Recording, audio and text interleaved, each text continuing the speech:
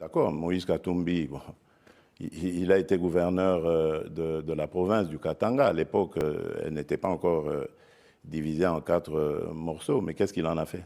Illustration du respect de cette obligation constitutionnelle et légale qu'est la reddition des comptes, le Katanga est à nouveau un exemple à suivre dans ce domaine de contrôle d'exécution budgétaire, comme le témoigne l'entretien que le gouverneur Moïse Katumbi Chapwe a eu avec le président de la Cour des comptes, Ernest Isemengi Ntsanza, ce jeudi 31 janvier 2013. Ses propos après la rencontre en disent long.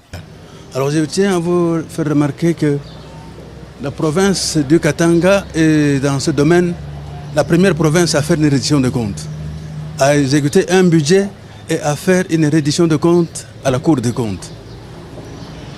Je voudrais profiter de l'occasion pour dire que la Cour des comptes souhaite que les autres provinces puissent suivre l'exemple du Katanga. C'est difficile, une reddition de comptes, mais il faut commencer.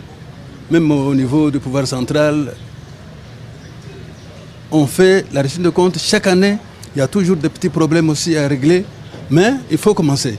Les autres provinces doivent suivre l'exemple de la province du Katanga, qui, sur ce point, est la première province à respecter cette obligation constitutionnelle et légale, qui est même devenue une exigence démocratique. Le Katanga est un bon élève, je l'ai dit que c'était la première province à soumettre une reddition de comptes à la Cour des comptes. C'est vraiment un bon